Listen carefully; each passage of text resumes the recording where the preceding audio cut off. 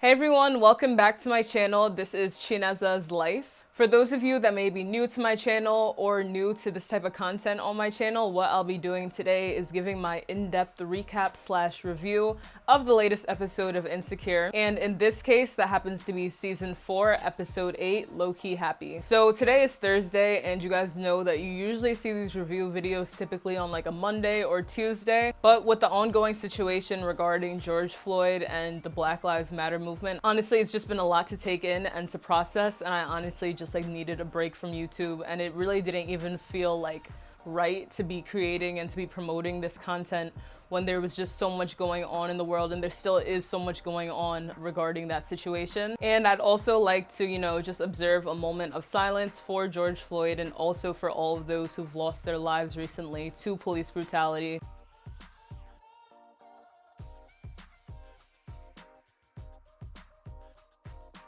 I feel as though this movement, like being reignited in a sense, because it's kind of like, how many times does the same thing have to keep on repeating itself? How many names will we have to say until people get it, And even being on social media this past week, we're really seeing that some people just genuinely like think this way. They're still saying all lives matter. They're still saying blue lives matter.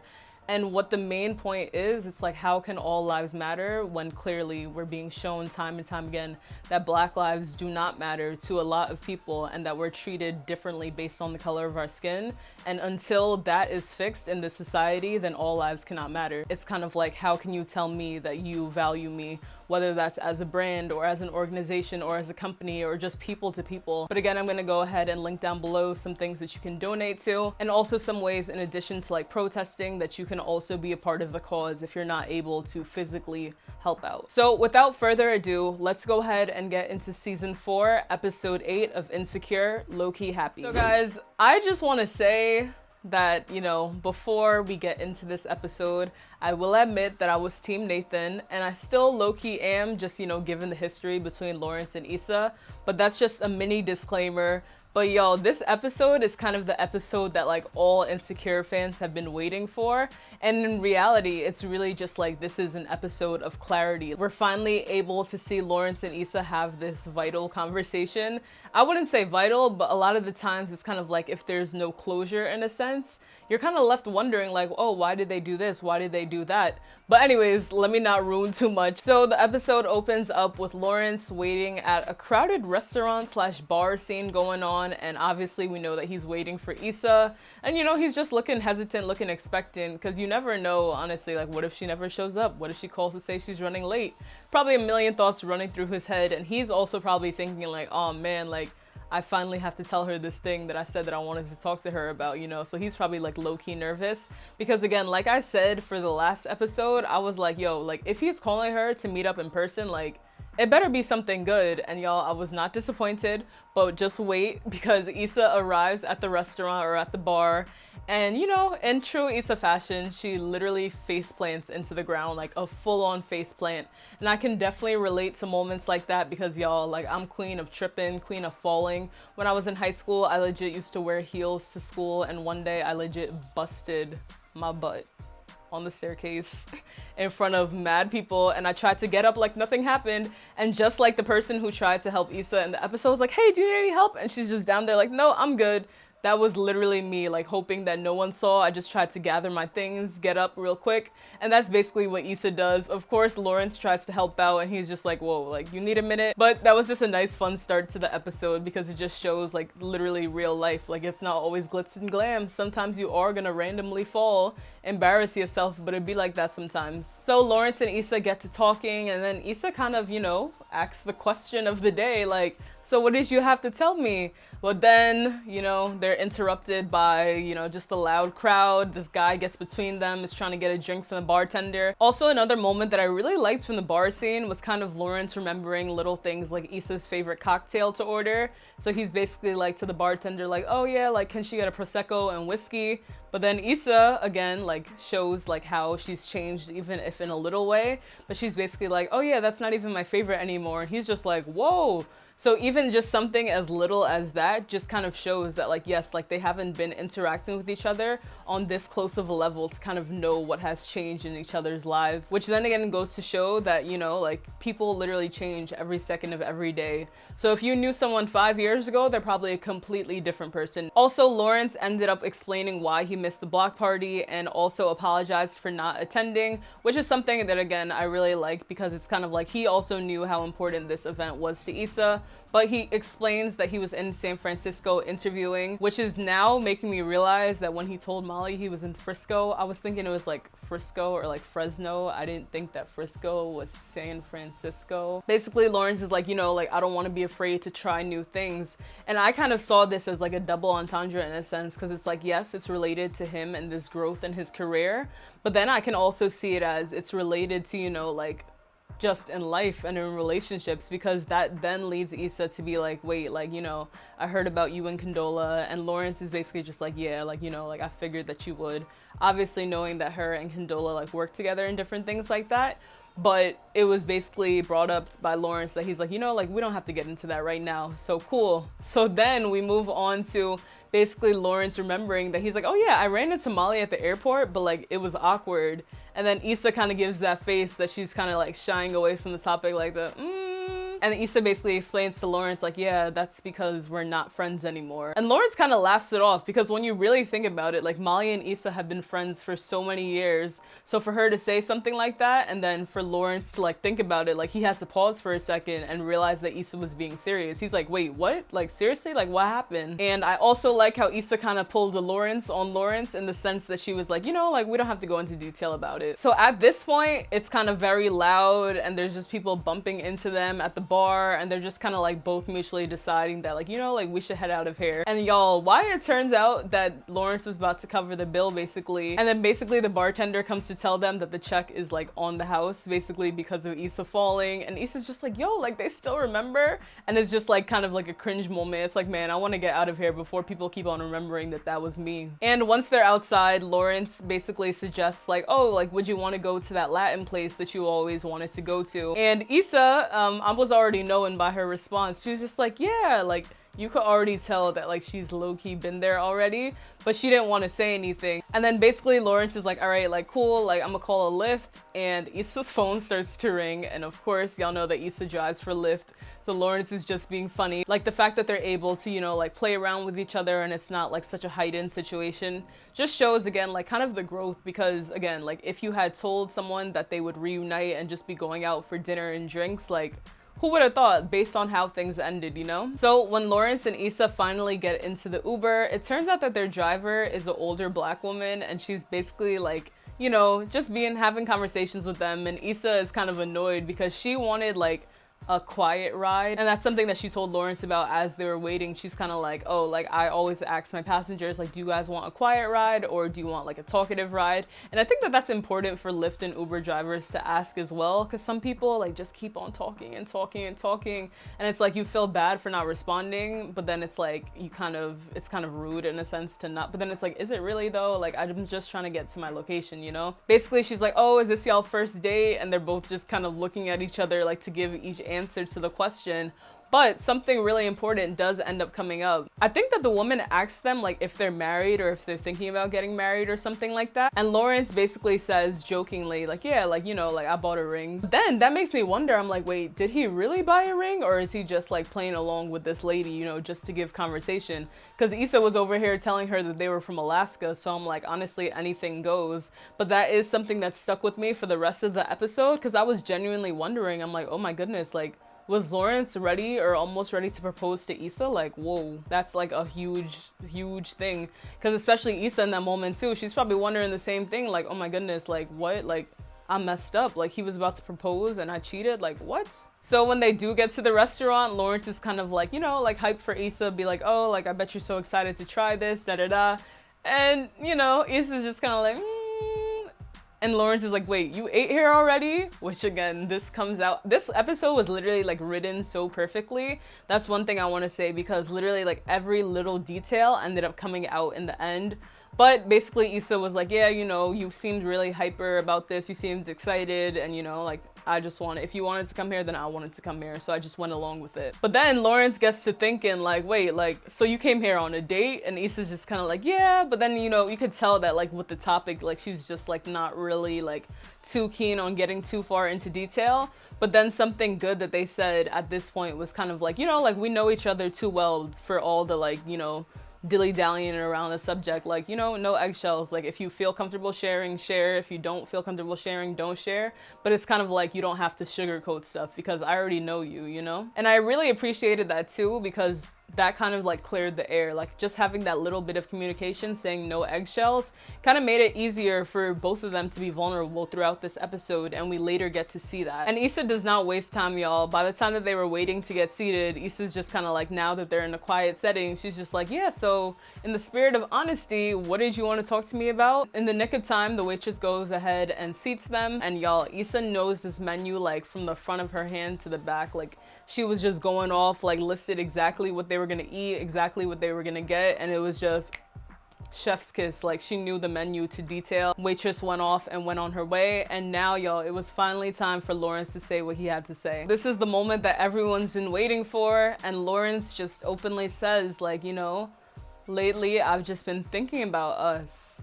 And what was running through my mind at this time, I was just like, us? Like, what do you mean us? And that's literally exactly what Issa says, because she's just like, us? And Lawrence basically takes this opportunity to go further into detail, and he's basically like, you know, like what happened between us, I'm kind of wondering, you know, what would have happened if we like stayed and tried to work it out.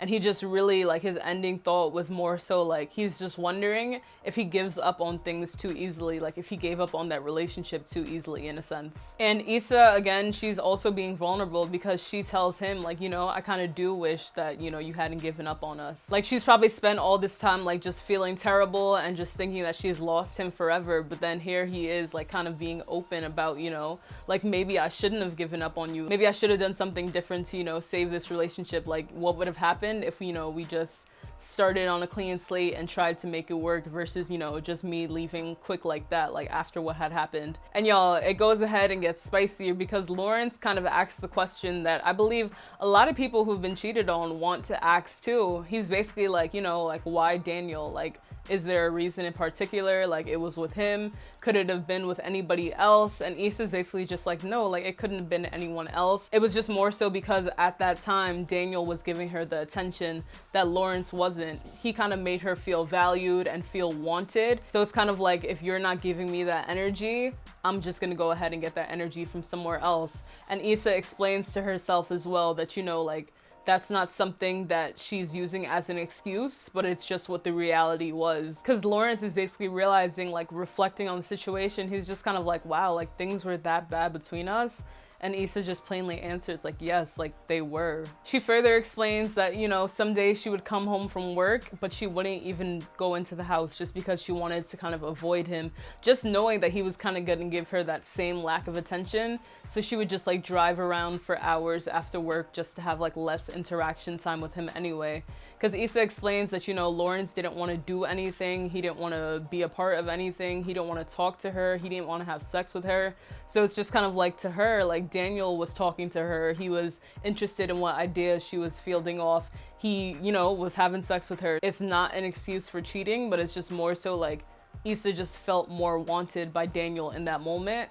But she kind of expresses how after she had done the damage, she realized, or re-realized rather, that, you know, she didn't want to be with Daniel. She wanted to be with Lawrence, but it was just that being with Lawrence at that time was just so hard, because it's kind of like no matter what she would do or no matter what she would say or no matter how she would try to help him, he was just kind of stuck in this like rut. And then Issa gets an explanation as to why he was even like feeling the way that he did. And it was kind of more so like for him, like being able to see her going out every day, kind of like working in her purpose. It was a daily reminder to him that, you know, he had nowhere to go, nothing to do. So it was just kind of like he was just in this state, and just like seeing her be successful and seeing her do things kind of just like brought him down even more. Like he even said that he thought about going home, but it would just honestly make him feel worse.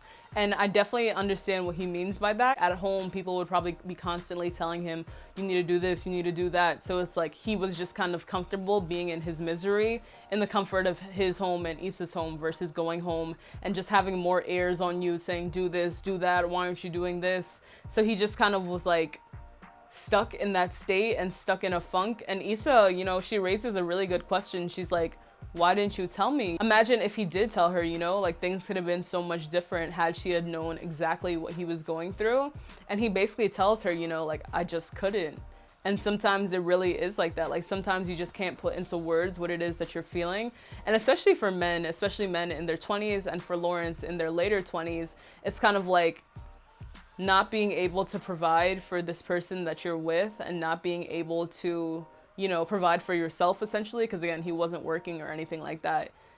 It does have a factor on you, because society teaches men that, you know, they're supposed to be the providers, they're supposed to be doing this, they're supposed to be hard workers, they're supposed to, you know, basically just be the man of the house. And the fact that he wasn't, and the fact that he saw Issa doing her own thing, it probably just further crippled him and further demotivated him in a sense, because sometimes like you legit need like a wake-up call, or you need like something to get you out of that funk.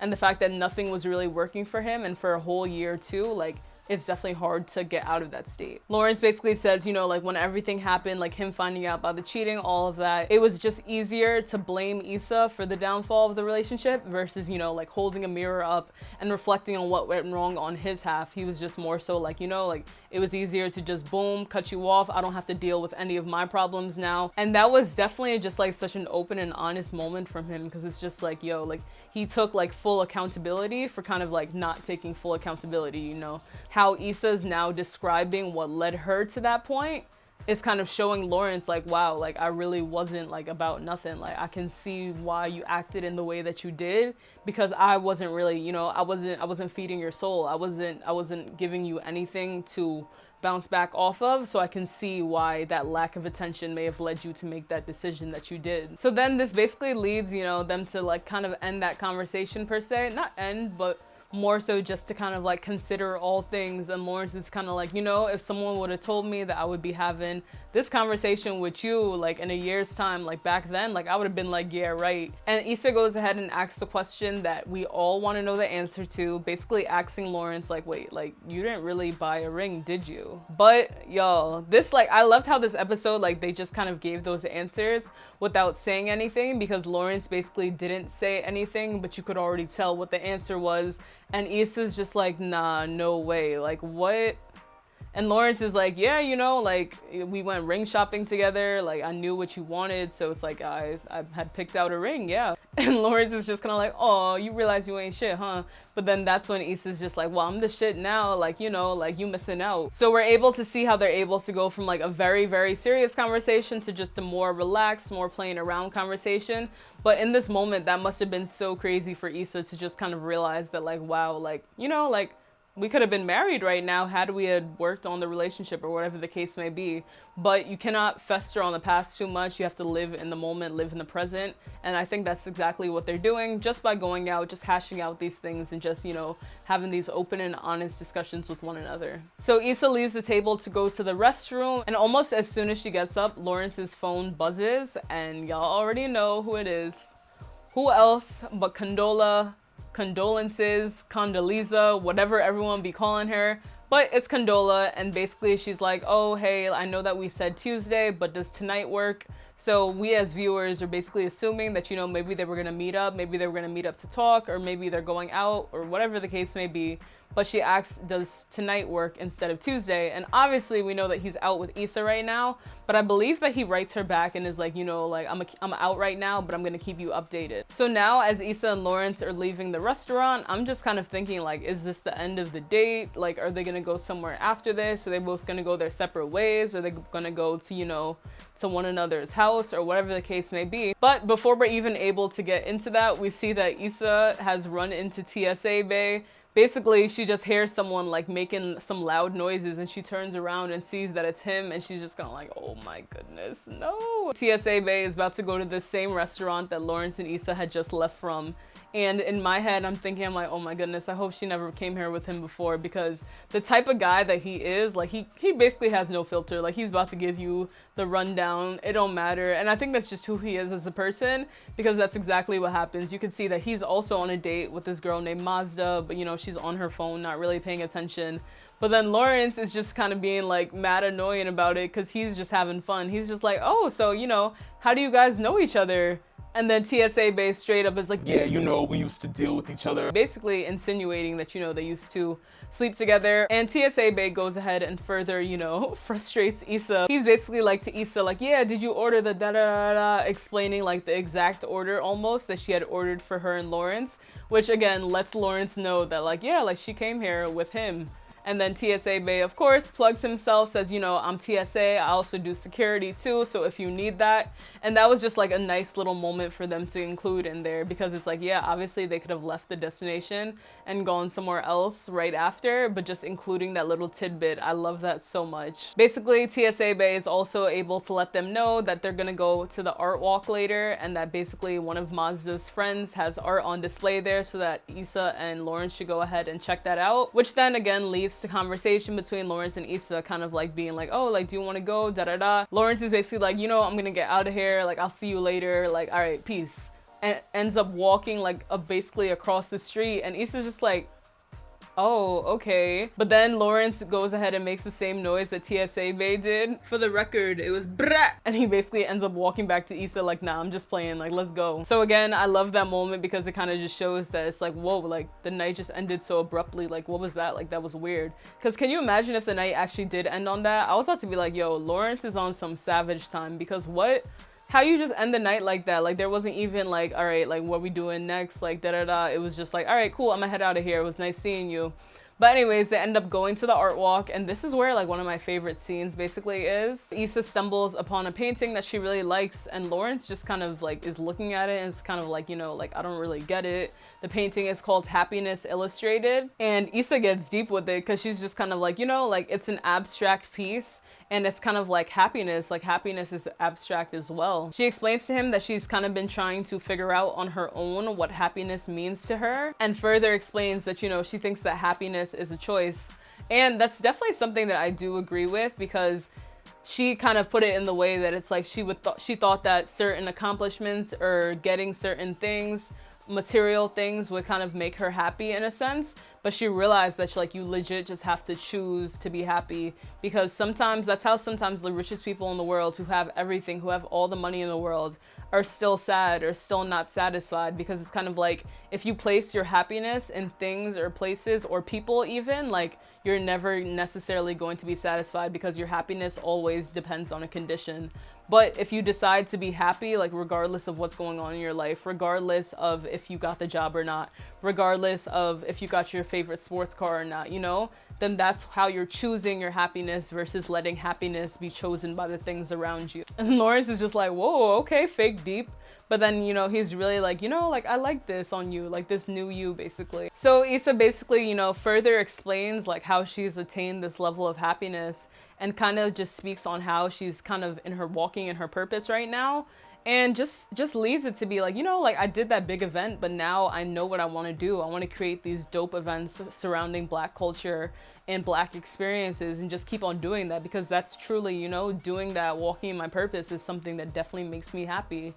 And then, you know, she passes the question back to him and asks, like, you know, like, are you happy? Like, are you genuinely happy right now? And Lawrence is basically like, you know, like, I'm getting there. And he relates it to his job in a sense, basically being like, you know, I used to think that I had to be the leader or the person with all of the ideas, but now I'm realizing that, you know, I like working in teams. Like, I like executing other people's ideas. I like basically adding my contribution, but not necessarily having to be the leader. And of course, this is something that comes as a shock to some, basically because Lawrence was always on this, oh, I'm gonna create my own company, I'm gonna do this, I'm gonna do that. And it just shows that, like, you know, you can change what you want for yourself, and kind of that entrepreneurial spirit as well. Like, sometimes you can think that you want to be an entrepreneur, and then you try it and you may fail or you may even succeed, and then you just kind of realize that, you know, like, I don't feel fulfilled doing this. I feel more fulfilled when I'm carrying out, executing someone else's vision. And Issa is definitely surprised by this response, because she's just like, whoa, wait, like, what do you mean? And yo, this is when they're finally walking over to that scene where it's so iconic, because it's one side is blue and then one side is red. And Lawrence is basically having this moment, like, realizing, you know, like, I only thought that because I thought that I was supposed to. And I feel like that's such a huge thing, especially in today's day and age, where so many people are encouraging people to, you know, work for yourself, or, oh, be an entrepreneur. Like, sometimes you realize that it's just not for you. And again, in Lawrence's case, it was good that he realized that, you know, like, he just thrives better. He feels happier, feels more fulfilled in teams. And I think that's huge too, especially in your 20s and just in life in general, knowing that it's okay to change. It's okay to say that you were going to do one thing and end up doing something completely opposite, because you shouldn't be defined by what your former thoughts are. Again, like, kind of like I said before, sometimes you're gonna go through changes, and sometimes, like, even Lawrence seeing this new version of Issa, who would have thought that, you know, this would be Issa today? But now it's kind of like you're not confined to what your thoughts yesterday was, basically, is what I'm trying to get at. So as they walk away, we see that Condola is now calling Lawrence, and Issa peeps the call, and she's just kind of like, oh, are you gonna take that? And Lawrence is like, nah. Which I did like, because it's kind of like, all right, I'm out with you right now, so I'm not gonna, you know, like, I feel like taking that specific call from Condola, it's not the time and place, you know? Issa basically asks after, you know, he declines the call or doesn't answer, like, oh, like, are y'all still talking? And Lawrence is just kind of like, I'm just trying to figure out what's gonna happen between us. So they decide to take a lift home together, basically because Issa now finds out that Lawrence lives, like, just a few blocks away from her. And she's just like, what? Like, I bet you have, like, a bachelor pad, da-da-da. And Lawrence also ends up buying a piece of art. And he's just like, wow, like, I'm offended. Like, you think that I just have this bachelor pad? Like, I don't have, like, no furniture or whatever the case may be. And they end up taking the lift over to Lawrence's house, so he's the first drop off. This seems like it's gonna be the end of the night. However, once Issa, you know, she's still cracking all these jokes, like, oh yeah, all right, go ahead to your bachelor pad, I'll see you later, da-da-da.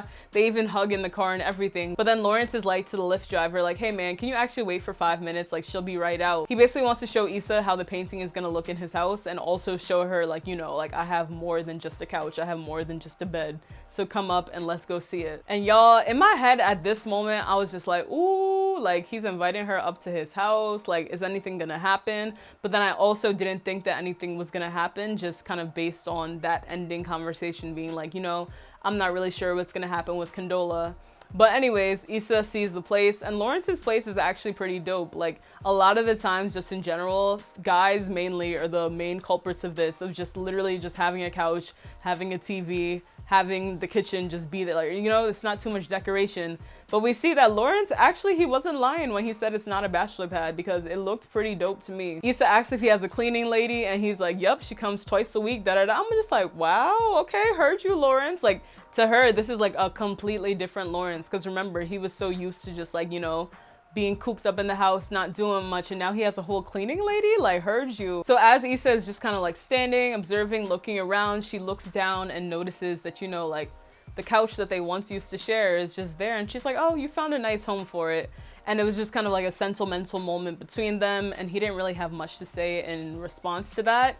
And then, you know, it's just kind of like a silence. It's not like an awkward silence, but you can tell that they're both probably just like processing a lot in their heads right now. But Issa ends up asking if she can use his bathroom. And while Issa is in the bathroom, now that Lawrence is home, he steps outside to call Condola back. And to me, I feel like that was kind of dragged, just for the fact that Issa, you know, is still inside of your house. I feel like Lawrence should have waited in that moment, legit, for Issa to leave, since she was gonna leave like 2 minutes later anyway. But he ends up coming back inside, and by the time that he comes inside, Issa can obviously tell, like, he probably stepped out to speak to Condola. So she asks and was like, oh, was that Condola? Issa's basically just like, oh, like, y'all are meeting up? And Lawrence is just like, yeah, she just wants to talk. So then we see that Issa kind of just leaves that conversation there, and she's just kind of like, oh, well, you know, the lift is probably pissed, like, so I'm gonna head out. And then Lawrence is like, yeah, you know, it was nice seeing you. But again, guys, I feel like, again, if Lawrence had waited, this like whole goodbye situation wouldn't be so bittersweet in a sense. Because to Issa, she's probably leaving thinking like, oh, wow, like, well, Condola's about to get him back. And it's like, now I'm finding out that, you know, he was about to propose. And we just had this whole in-depth conversation about like healing and how we were in that relationship, and now it's just kind of like, well, like what was the point of that if you're just gonna go ahead and go back to Condola? But then Issa basically stops at the door, stops in her tracks, and it's like, what if I wanted to stay? And then Lawrence is like, I don't know. Issa basically says, you know, like, I'm not ready for this night to end yet. And Lawrence is like, you know, tonight made me happy. And y'all, Issa says, Miss Issa D is completely vulnerable and open in this moment when she responds, you make me happy. I said,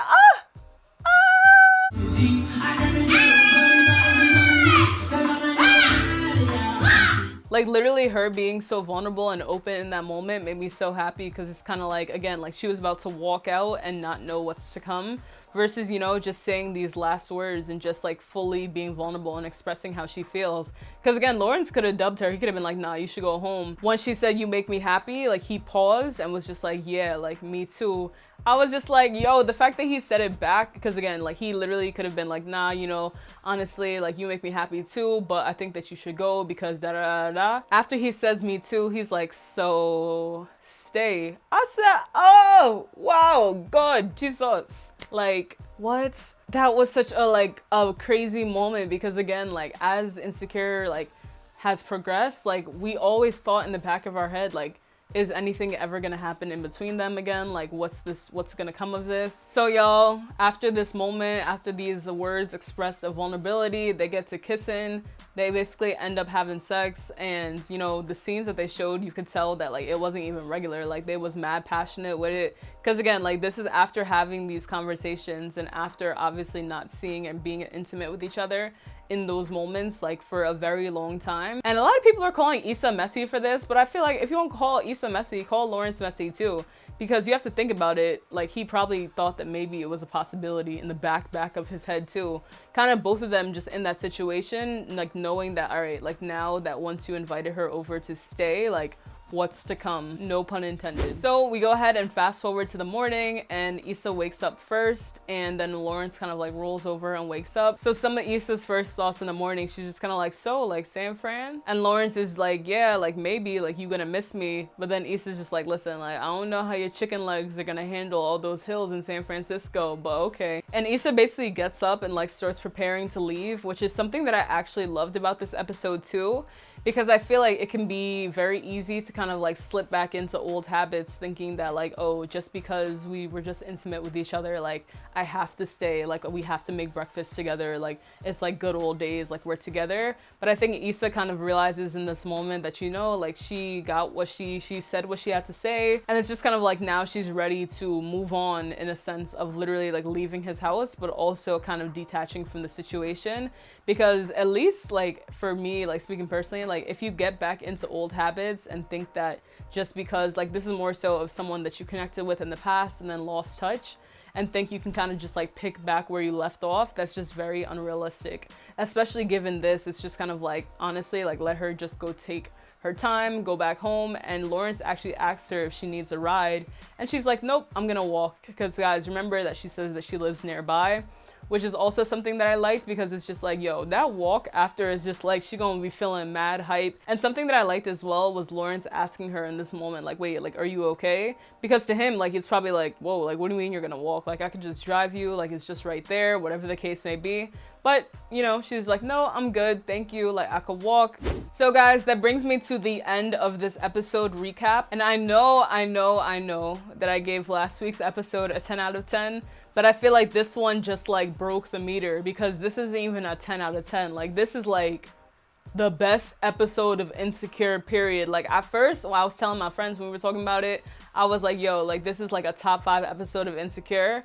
But this is like top 2, and it's not 2. Like literally everything about this episode was perfect. Like I had 0 complaints from start to finish. Whether it was like little comedic reliefs in between, like Issa falling or Lawrence pretending that he was gonna leave Issa stranded there basically. And again, like I said, just the whole vulnerability of everything, the whole no eggshells thing was definitely one of my favorite parts of this episode, because again, it just showed that like, yes, like although like we're here to talk about this kind of like hard topic in a sense, we should just say what's on our mind, say what we need to say, because tiptoeing around things and when you're really just trying to get to the point is only going to lead to further confusion. And at this point, Lawrence, you know, he's just kind of here, like, kind of seeking clarity in a sense, because especially as guys, just anyone, I mean, I've never personally been cheated on before, but I know for guys, like, they take it differently, because that's definitely something that it's like, even him saying, like, you know, like, who would have thought that I would have been here with you, da da da. I just really liked how he was able to, you know, kind of be open and be like, you know, like, I didn't realize that I had so much contributed